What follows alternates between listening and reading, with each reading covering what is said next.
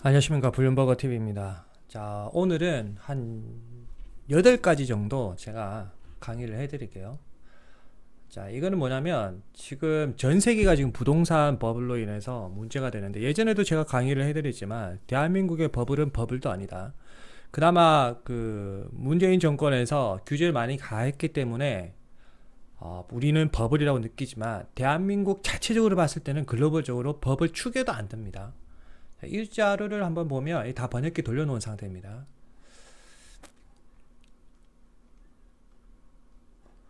가장 버블이 심한 곳은 프랑크푸르트고, 그 다음에 토론토, 홍콩, 뮌헨, 스위스에 있는 쥐리, 밴쿠버, 스톡홀름, 파리, 암스테르담, 이런 개념이에요.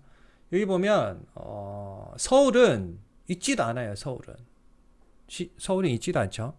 만약에 우리가 코로나 터지고 나서 부동산 투자를 해야 된다 만약에 생각을 했으면, 그래도 유럽 쪽이 수익률이 아주 높다는 거죠. 프랑크푸르트가 영예의 1등을 차지하고 있습니다. 여기 보시면 프랑크푸르트 되어 있죠. 홍콩이 3위. 거의 다 유럽에 있습니다. 뉴욕은 20위예요. 뉴욕은 20위. 마드리드는 22위. 만약에 제가 여유가 된다면 저는 마드리드에 투자를 할 것 같습니다. 마드리드가 왜 그러냐면 호주 마드리드가 이제 개방을 했거든요. 그래서 이제 막 뜨기 시작할 거예요, 버블이. 여기는 아직 버블 시작하지도 않았어. 한국은 버블도 아니라는 거예요. 한국은. 맞죠? 그 부분 참고하시면 될 것 같고. 그 다음에 이거 제가 강의를 해드린 것 같기도 하고 안 한 것 같기도 한데, 우선은 해드린 걸로 알고 있어요. 그 전에 보니까 혹시나 해서 그냥 이거 안 지웠길래 제가 한 번 더 말씀드릴게요. 호주가 앞으로 유명한 국가가 될 수밖에 없는 거는, 호주에 우라늄이 엄청나게 매장이 돼 있답니다. 우라늄. 당연히 석탄도 수출을 하는데 우라늄이 엄청나게 매장이 돼 있답니다. 그래서 호주는 앞으로 소형 원자로를 엄청나게 활성화를 시킬 거다. 그런 내용입니다. 왜 소형 원자로가 중요한지 제가 다 강의를 했죠. 그 부분이고. 자, 이거는 뭐냐면, 이거는 먼저 설명을 드려야 돼요. 미국 부의 축이 지금 계속 이동하고 있어요, 여러분. 미국 부의 중심이 계속 바뀌고 있어요.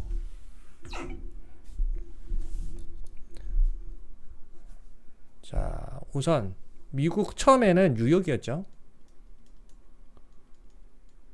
뉴욕이 미국 부의 축이었어요. 왜 그러냐면 여기 옆에 유럽이 있잖아요. 메르켈 총리 시대 때만 해도 뉴욕하고 유럽하고 이렇게 플러스 알파 경제 개념이 활성화되면서 뉴욕이 집값이 가장 비쌌어요. 그러다가 유럽의 힘이 약해지고 나면서 어디가? 실리콘밸리, 캘리포니아 실리콘밸리. 실리콘밸리가 급등했죠. 그런데 실리콘밸리 여기서도 이제 세금을 겁나게 지금 뜯고 있어요.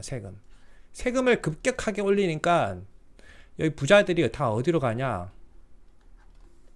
앨런 머스크를 중심으로 해서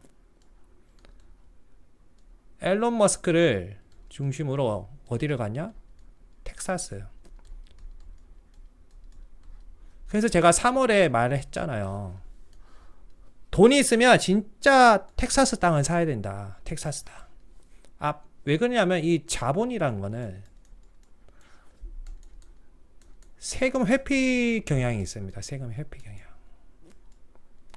그래서 항상 세금이 올라가는 곳은 이 자본이 집중되지 않습니다. 항상 우회를 하지. 자, 이거를 왜 말하냐면 방금 말씀드린 부분이에요, 이거. 이 뉴스에서 이제 실리콘밸리 쪽이 세금이 워낙 올라가니까 조세 저항이 발생해서, 돈 많은 사람들이 여기 세금이 겁나게 올라가니까 조세 저항이 발생해서 집값이 겁나게 또 올라가는 거예요. 그럼 세입자는 월세금이 올라가겠죠? 그래서 버티다 안 되는 이 세입자들이 요 코로나로 인해서 원격 근무 시스템이 도입이 됐잖아요. 이거와 발맞춰 서서 어디로 이동하냐면 여기 과외 지역, 이 실리콘밸리가 있으면 여기 외지역으로 이사를 다 갔습니다.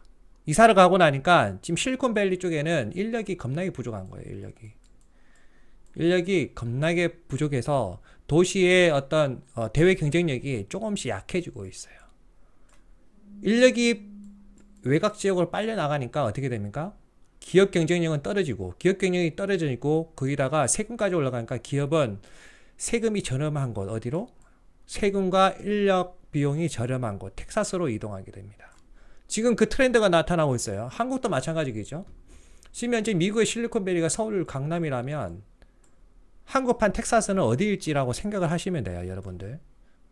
GTX A라인입니다. GTX A라인이 한국판 텍사스 지역이 되는 거예요. 자, 이거는 뭐냐면 여러분, 제가 계속 강의를 했죠. 대한민국에서 척슈머를 강조하는 사람은, 척슈머가 아니라 조의 만친을 강조하는 사람은 저밖에 없을 거예요. 자, 이 뉴스가 나왔어요, 이제. 이거 잠시만요.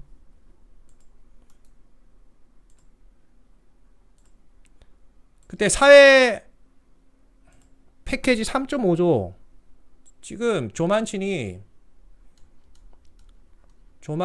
상원 의원이 바이든 정부한테 요구하는 게 뭐죠? 여기 웨스트 버지니아죠. 웨스트 버지니아. 여기는 뭐? 석탄. 맞죠? 그런데 바이든 정권의 ESG 정책으로 해서 탈탄소죠. 탈탄소. 이 시스템은 웨스트 버지니아와 상반된 개념이란 말이에요, 이게. 맞죠? 그래서 조만친 의원이 바이든 정권과 같은 집권여당 민주당인데 이 정책에 대해서 태클을 계속 브레이크를 걸고 있단 말이에요. 브레이크를. 자, 그래서 바이든 정책에서 첫 번째 중요시하는 게 사회 패키지 3.5조 달러. 근데 왜 조만친 의원이 1조 줄여 2.5조 맥스 내가 인정을 해줄게 했잖아요. 이 설명을 또 반복하는 이유가 제 강의를 이렇게 처음 들으시는 분이 또 있기 때문에 우선 간단하게 제가 리바이벌 합니다. 그러면 결국에는 이 바이든 정권에서도 2.5조에 수렴시키려고 한다고 말이에요. 2.5조. 그러면 이 3.5조, 2.5조 편차값이 1조잖아요. 1조. 그전 강의에서 제가 찾아냈다. 1조 중에 다양한 항목에서 돈을 줄일 거 아닙니까? 이 계획 안에서. 그 중에서 첫 번째는 노인 관련 패키지가 있죠. 노인 패키지. 그 다음에 방금 그 자료에 뭐가 나왔냐면 유급 휴가 수당. 이 부분을 없앤다고 합니다. 이렇게 두 개. 그러면 노인 관련 패키지 하면 노인 의료거든요. 정확하게 노인 의료인데 노인 하면은 대표적인 게 이빨, 치아 관련주, 뭐 임플란트 관련주 이런 거는 절대 사시면 안 돼요. 그리고 노인 복지 관련주 이런 것도 절대 투자하시면 안 되고 100% 이거는 떨어집니다. 자, 그런 내용입니다. 여기 보면 민주당은 11시간 사회 지출회담에서 메디케어 확장과 유급 휴가를 포함하는 것에 무게를 두고 있다. 제가 방금 말씀드린 거죠. 메디케어 확장, 이 메디케어가 뭐냐면 노인 메디케어예요. 노인 메디케어. 유급 휴가를 포기한다.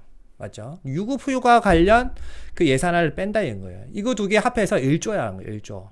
그렇게 되면 결국에는 조만친 의원은 바이든 정권의 이 사회 패키지 프로그램 3.5조에서 2.5조로 축소된 2.5조로 결국에는 합의를 한다는 겁니다. 그리고 주가는 폭등하게 돼 있다.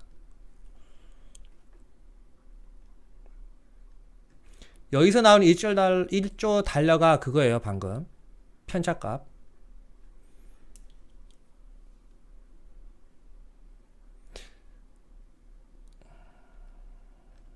여기 나오죠. 노인 관련인데 치과, 청력, 시력을 보장하기 위한 메디케어. 이게 노인 관련 치과, 청력, 시력이에요. 메디케어의 확대는 어쩌고저쩌고 중요한 건데 하지만은 그걸 뺀다 이 말이에요. 일부를 없애기 시작하면. 그 다음에 유급휴가도 빼겠습니다. 그런데 사회적으로 문제는 있을 거다.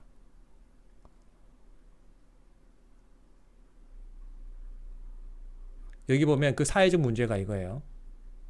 현재 진행 중인 전염병, 여성 고용위기, 돌봄 쓰나비, 출산율 문제 등 복합적이고 중복되는 위기가 심화되고 있음을 고려할 때 유급휴가가 도마에 빠질 위험이 있다. 이런 걸 대다수가 쓰는 사람이 여성이잖아요. 쉽게 말하면 여성의 권위가 약해질 수가 있다. 이 개념입니다. 자, 이 부분을 이제 이해하시겠죠? 이 뉴스가 얼마나 중요한 건지. 즉, 사회복지 캐페이지는 사회지출 패키지, 이게 사회지출 패키지예요. 이거는 조만간에 이제 합의를 한다는 거예요. 합의. 조만간에 합의를 하는데, 제가 생각할 때는 11월 말에 저는 최종 합의를 할 거라고 생각하는데, COP26 기후환경 그 연맹 국제연합 이런 게 있어요. 그게 11월 초에예요. 11월 초에.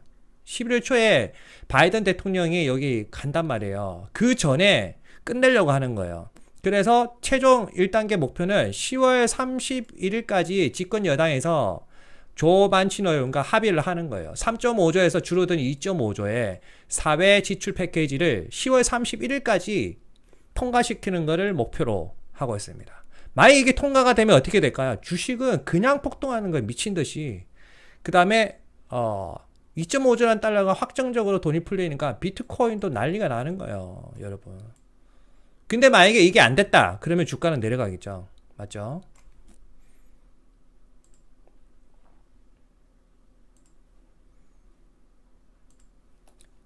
자, 이거는 21일 자료인데 발키리 ETF가 승인이 났다. 그 부분이에요. 그게 뭐 벌써 제가 다 강의했잖아요. 이거. 강의했고 그 다음에 이거 한번 들어보세요. 제가 그걸 찍어드리는 게 아니에요. 뉴스에 글에 나온다 이거예요. 그거 참고만 하시고. 자, 블룸버그 실시간을 보면 지금 보니까 그렇게 특별한 게 없어요. 제가 다 말을 했던 것들이에요. 여기 보면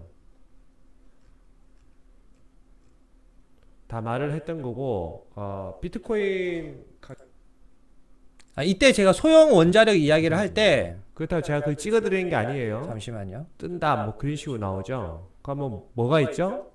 소형 원자력 발전소? 두산중공업이에요. 두산중공업. 자, 이때 제가 원래 매수 매도를 추천하면 안 되기 때문에 지나가는 말로 두산중공업 이렇게 말을 했죠. 그래서 지금 오늘 두산중공업이 거의 14%가 떴어요.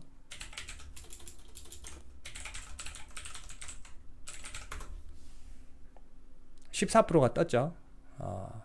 왜 그런지 아시겠죠? 이 부분 말씀드렸고,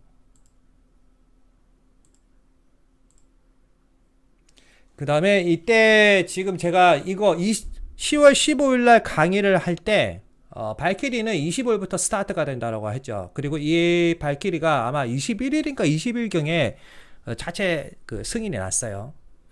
그래서 더 올랐고, 이제 발키리가 시스템이 이제 돌아가니까 우리나라 10월 25일이니까 이제 새벽 되면은 미국 날짜로 이제 10월 25일이 스타트가 되겠죠.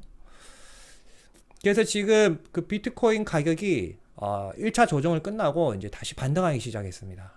여기 보면 저는 이더리움이 먼저 반등을 칠 줄 알았는데 죄송합니다. 비트코인이 먼저 반등을 치고 있습니다. 근데 이제 일주일 차트로 보면 이더리움이 확실히 더 상승률이 높아요. 자, 이거는 좀 이따가 제가 알려드리고, 자, 그 다음에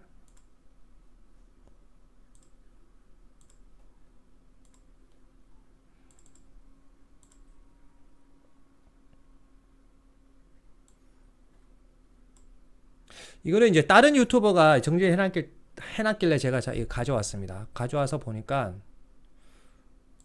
우선은 이렇고 중요한 거는 이 선물이 아니라 이 현물이 승인이 나냐 이게 중요합니다. 현물이 10월 14일 날 현물 바네크 거 이게 나와 있는데 이게 통과가 되느냐 안 되느냐에 따라서 비트코인 한 단계 더 업되냐 안 되냐 이 큰 그림이 나옵니다. 10월 14일 비트코인 투자하시는 분은 이 체크해 놓으시면 될 것 같아요. 나머지 선물은 거의 다 통과가 됩니다.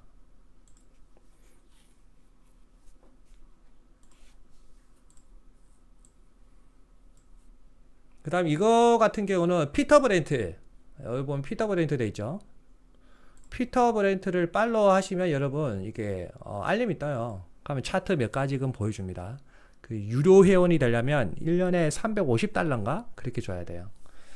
우선 피터 브렌트의 어떤 이 팔로워를 번역해서 보면 이 사람의 자산의 두 번째로 많이 비중이 되어 있는 게 비트코인이라고 합니다. 비트코인. 피터 브렌트. 비트코인이 자산 두 번째로 많이 이렇게 투자가 된 게 비트코인에 투자가 돼 있다. 자, 그러면 지금 이렇게 커브, 원 커브, 투 커브 보면 밑바닥 한 개, 두 개, 세 개, 네 개, 한 개, 두 개, 세 개, 네 개, 맞죠? 이런 개념으로 보시면 될 것 같아요. 자, 한 개, 두 개, 세 개, 네 개. 4개인데 이제 폭락을 해야 될 시점인데 여기 보면 전고점을 돌파를 하면 어떻게 될까요? 전고점을 돌파를 하면 쭉 간다는 거예요. 쭉. 우선 각도값이 여기 보면 여기 각도값이 높을수록 금방 끝나는데 각도값이 느슨할수록 여기처럼 이 각도값이 맞죠? 이 상승 각도값이 느슨할수록 어떻게? 장기적으로 오래 가더라. 장기적으로. 그러면 각도값이 이때보다는 조금 더 각도값이 높은데 장기적으로 올라간다. 그래서 제가 그 얼마 전에 강의할 때 비트는 제 생각에 올 12월 말까지는 우선은 72,000은 확실히 갈 것 같다. 72,000을 돌파하면 그 다음에 또 생각을 하자. 뭐 이런 개념을 말씀을 드렸죠, 제가.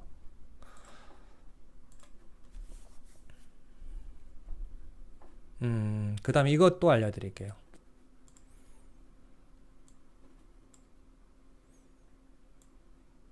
이 자료 같은 경우는 이 골드만삭스 자료예요. 골드만삭스 자료인데 중국 관련입니다. 중국 관련. 차이나 리얼 GDP, 차이나 실질 GDP 있죠. 나미널 GDP가 따로 있고 리얼 GDP가 따로 있어. 그러니까 명목 GDP가 따로 있고 실질 GDP가 따로 있어요. 그 차이는 인플레 값을 더하고 빼고 그 차이예요.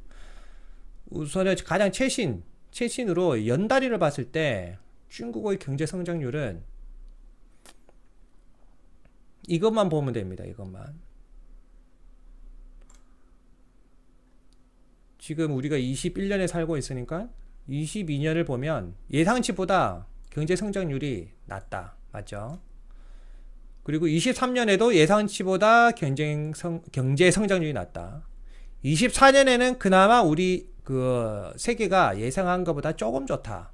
그렇게 생각하면 될 것 같습니다. 그러면 한국도 비슷하게 흘러가겠죠. 어차피 중국에 대한 그 대중 수출이 전체 무역량의 한 45% 정도 차지합니다.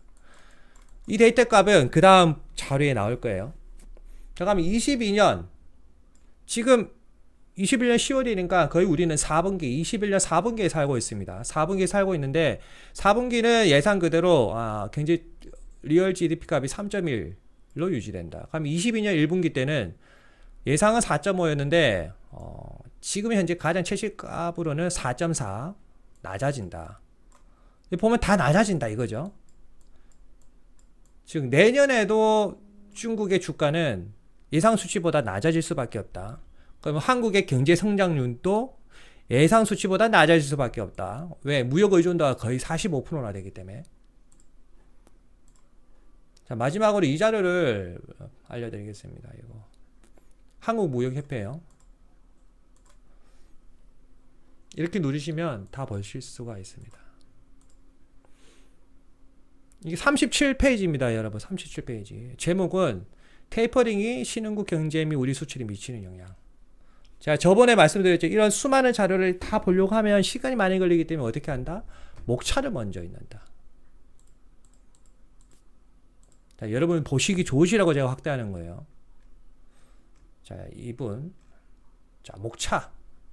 요약 보고 자 코로나19 쭉 미국 경제, 신흥국민, 우리 수출, 결론. 자, 이렇게 보시고 바로 밑으로 내려가는 게 아니라 상상을 하는 거예요. 여러분 머릿속에 있는 이런 제목에 대한 여러분 지식을 끄집어내는 그런 연습을 하셔야 돼요.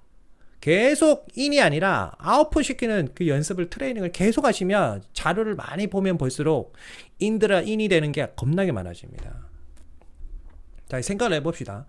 코로나19 이후 미국의 양적 완화 정책 및 출구 전략이면 미국이 돈을 풀면 풀수록 인플레 현상이 올라가는데 그거를 막을 수 있는 방법 등은 무엇일까, 뭐 그런 내용이 있을 거라고 우리는 예측할 수가 있고, 최근 미국 경제 동향, 이거는 이제 다 알고 있죠. 강의를 겁나게 많이 했기 때문에. 세 번째, 미 테이퍼링이 신흥국 경제 및 우리 수출에 미치는 거고, 한국 같은 경우는 결론은 기준금리가 올라가면 올라갈수록 한국 수출의 영향은 안 좋다. 맞죠? 결론 및 시사점, 뭐 그런 부분 나올 거고. 자, 본론으로 들어가겠습니다. 자, 요약본을 한번 볼까요? 요약은 2페이지니까 제가 읽어드릴게요. 이게 화면이 작으니까 여러분들이 출퇴근하시면서 보시기 힘들죠. 자, 읽어드릴게요. 미국은 전례 없는 팬데믹 위기 극복을 위해 지난 1년 반 동안 과거 글로벌 금융위기를 넘어서는 초대규모 양적 완화를 단행했다.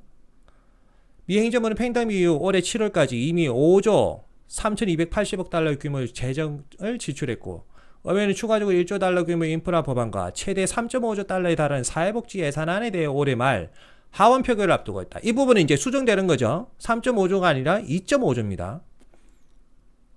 조금 전에 말씀드렸죠. 그 1조는 그럼 어디 간 거야? 노인 메디컬 패키지, 그 다음에 유급휴가 부분, 그게 사라지는 거죠. 그러나 최근 연준의 테이퍼링 시기가 빨라지고 있다. 올 상반기까지만 해도 양적 완화 축소에 대해 보수적인 입장을 견지해온 연준은 8월 잭슨홀 심포지엄 이후 테이퍼링 가능성을 구체적으로 검토하고 있으며, 오는 11월 FOMC 회의에서는 테이퍼링 시작과 종료를 포함한 구체적인 일정이 논의될 것으로 예상된다. 다만 8년전과 같은 긴축 발전을 재현하지 않기 위해 연준은 시장과 소통을 강화하고 테이퍼링 가능성이 조금씩 무게추로 얹어가며 시장의 혼란을 최대한 억제하고자 노력하고 있다. 대규모 양적 완화 이후 올해 인플레이션에 대한 부담이 예상외로 커지면서 미국의 테이퍼링 운중이 더 빨라지고 있다.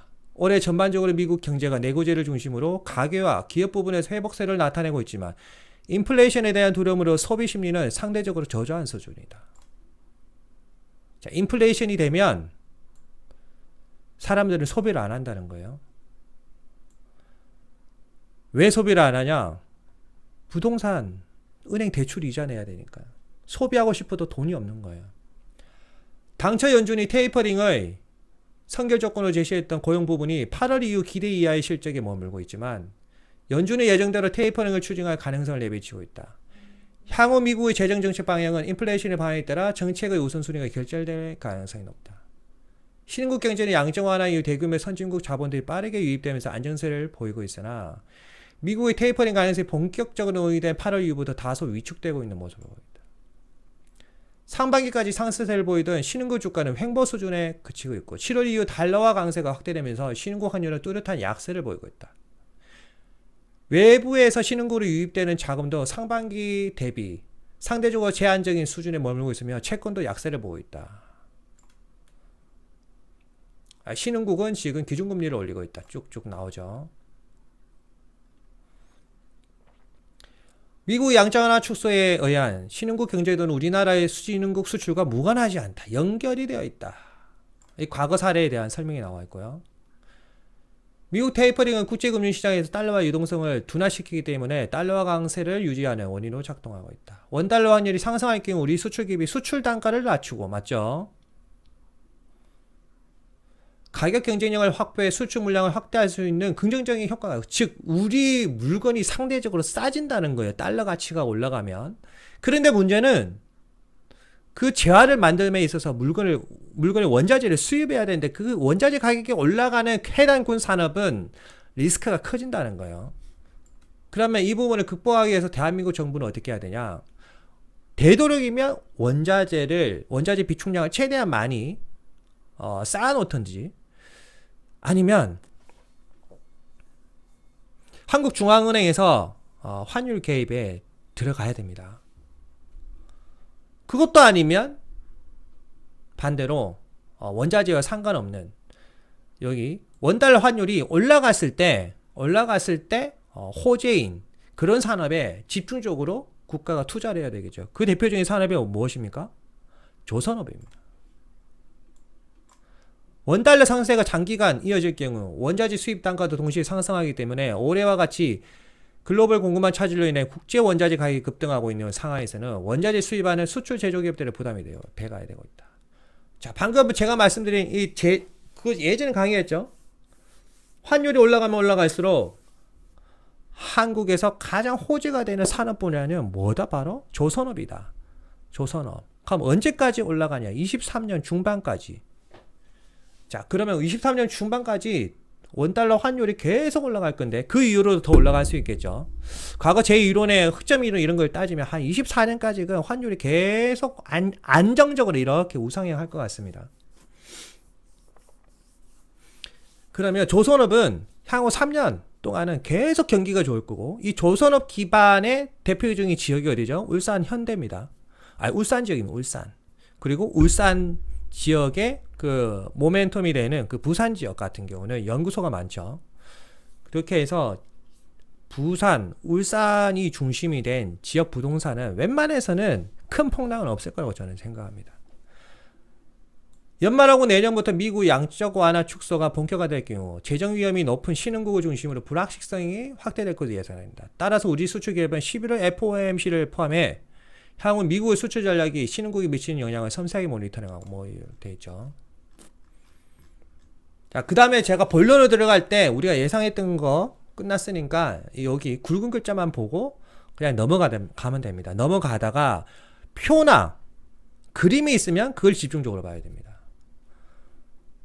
팬데믹 이후 미국을 포함한 주요 선진국들은 금융시장 안정과 경기 부양 촉진을 위해 확장적 재정 정책을 유지하고 있다. 돈을 풀고 있다. 자, G20국가 보면 미국 GDP 대비 코로나19 지원 재정 지출액 비중이 미국이 가장 높다. 한국은 돈 쓴 것도 아니다. 얘 보면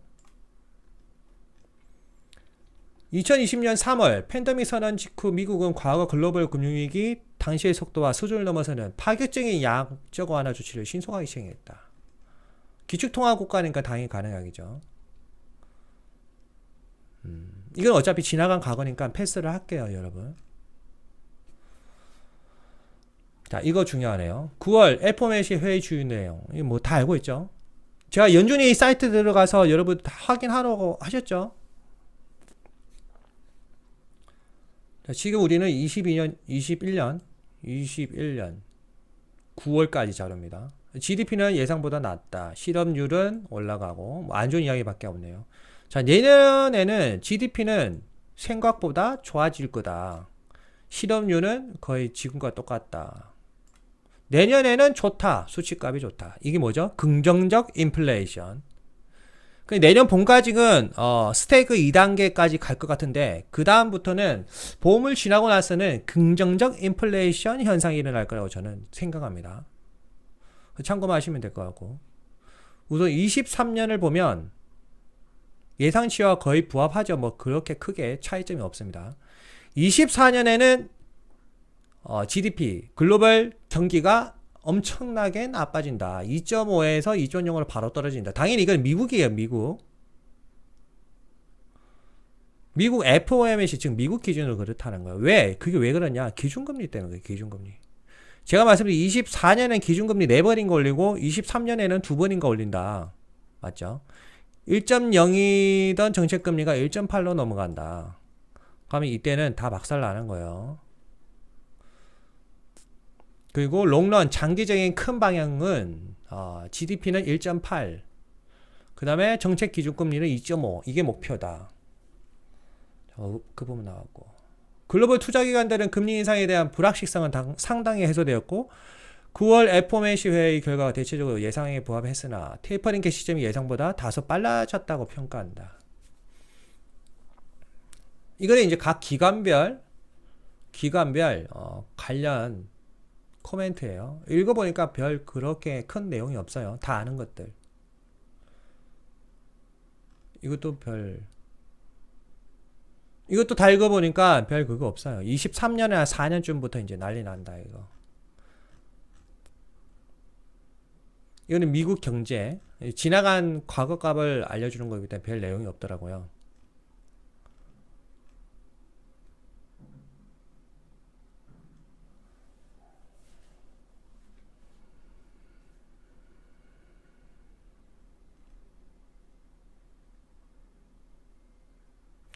작년 양적 완화 이후 꾸준히 약세였던 달러는 올 하반기부터 강세로. 왜? 인플레 때문에. 여기 보시면 2년물과 10년물 금리 전망입니다. 금리 전망.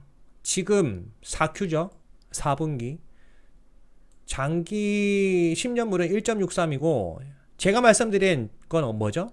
데드라인 1.7을 넘으면 난리가 난다. 그게 언제죠? 내년 3분기입니다. 3분기. 즉 내년 3분기부터는 주식을 가지고 있으면 안 돼요. 전 가지고 계시고 싶으면 은행 관련주에 투자해요. 은행 관련주. 테슬라 이런 것도 다 박살난다. 은행 관련주를 가지고 있어야 된다.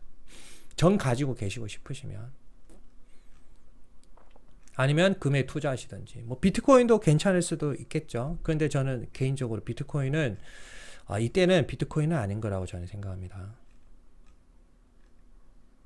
미테이퍼링이 신흥국 경제 및 우리 수출에 미치는 영향, 이거 알려드렸고, 결국 신흥국에 어떤 영향을 미치냐. 자, 중국은 안 좋다 말씀드렸죠. 안 좋다.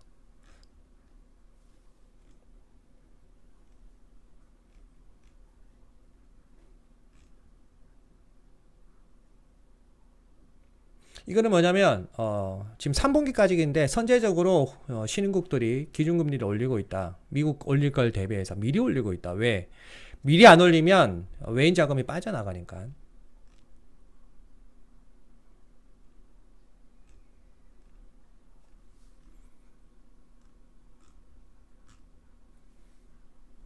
이 부분 미테이퍼링의 신흥국 파급 경로 이 부분.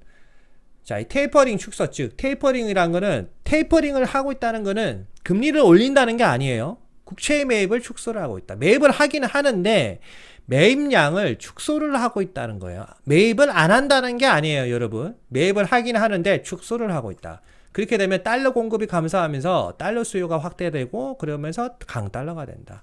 강달러가 되니까 신흥국 통화 가치가 하락한다. 달러 강세. 그렇게 되면 달러 결제 기준 어떤 이자를 내야 되는 그런 사람들은 부담이 간다. 그 대표적인 사례가 원자재. 자, 미국이 금리를 인상을 해버리면 미국으로 이자를 많이 주니까 미국으로 자본이 유입된다. 신흥국 자본 유출 난리가 난다.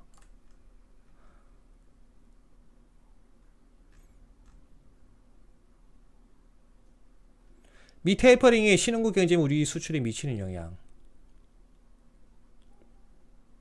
글로벌 금융위기 양적 완화 및 출구 전략 테이퍼링 플러스 금리 인상 기간. 글로벌 금융위기 발생 2008년 9월 10일 리먼 파산.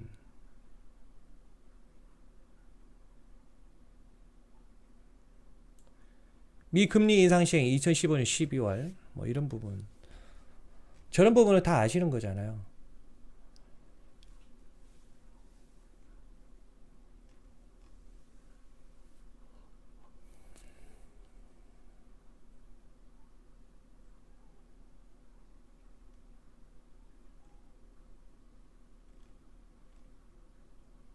이거.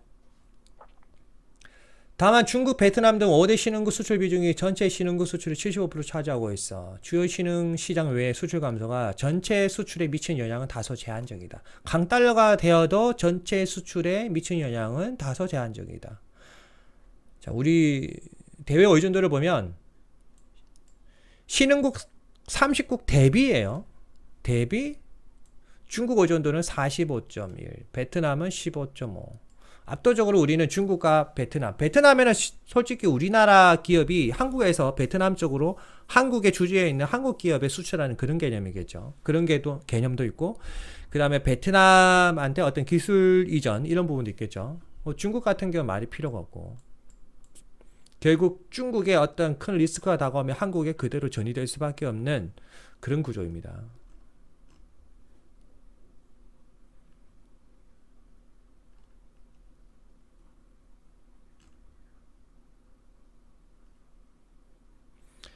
환율 상승이 수출용 원자재 수입 단가도 상승시키기 말했죠. 국제 원자재 가격이 급등하고 있는 상황에서 환율이 급격하게 상승할 경우 원자재를 수입하는 수출 제조기업이 이중으로 부담이 가중되고 있다.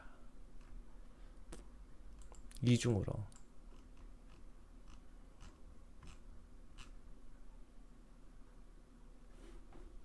결론 및 시사점. 이거 몇 페이지? 5페이지나 되네요. 5페이지나 되니까 이 제목만 읽을게요.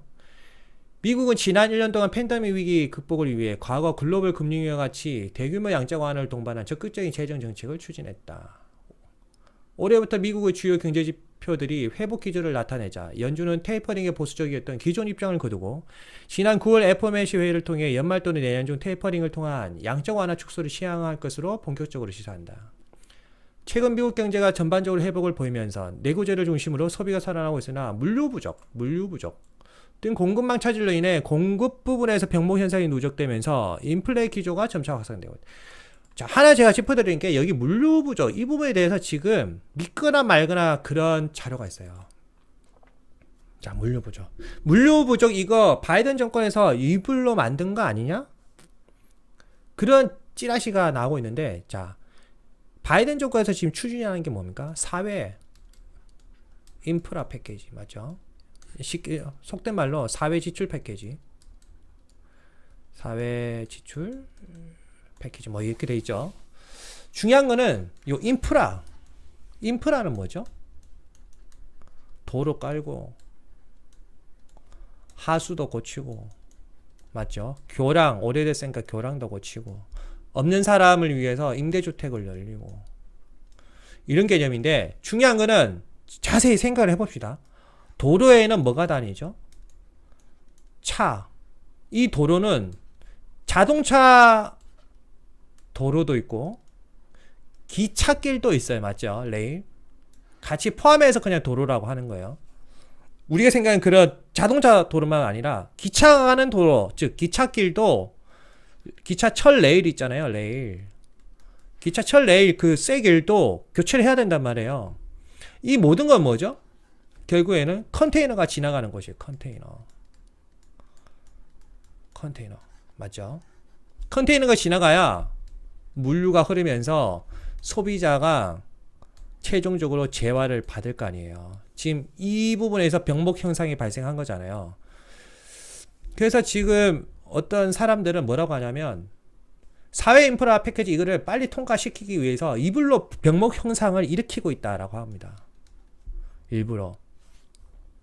왜 그러냐면 이 노예라는 개념은 저도 노예 중에 하나예요, 여러분. 뭐 제가 노예 해서 듣는 분이 나도 노예라 기분 나빠지면서 저도 노예 중에 하나예요. 이 노예라는 존재는 불편을 느끼면 그거를 해소하기 위한 돌파구를 마련한다. 맞죠? 돌파구. 그 돌파구가 뭐겠습니까? 결국에는 선거죠, 선거. 선거 한 표잖아요. 가장 현실적으로 일반 시민들이 할 수 있는 거. 그럼 2022년에 하원 선거가 있단 말이에요, 미국. 하원 선거가 2년마다인가 있어요. 이게 다 연결이 된단 말이에요. 그러면 지금 미국에서 나오는 것도 이런 컨테이너, 병목 현상을 완전히 없애는 게 언제야? 2022년 하반기. 아니면 2022년 봄, 뭐 이런 식으로 이야기가 나온단 말이에요. 계속 2022년에 물류 병목 현상이 해결이 될 거다. 왜? 이거를 노예들, 일반 미국의 시민들이 이거에 대한 불편을 느끼면 이걸 해소해달라는 욕구가 증가하고 그 돌파구로 선거에 한 표를 던진다. 그게 언제야? 내년 12월경에 2022년 12월 미국 하원 선거가 있단 말이에요. 이때 한 표를 던진다는 거예요. 이때.